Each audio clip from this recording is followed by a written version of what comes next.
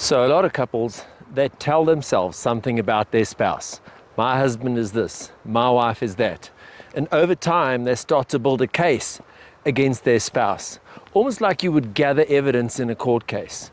And what happens is it skews slightly the way that we see things, to the point that eventually you build up so much evidence that leaving that spouse or ending that relationship becomes a verdict which you feel like you've arrived at on the basis of evidence. And often it can be the fact that we've taken a skewed perspective to things and not had some outside consultation. We also have a habit of perhaps associating ourselves with people who would agree with our assessment of things, as opposed to someone who's willing to be impartial and maybe give us a more sobered, accurate assessment of things.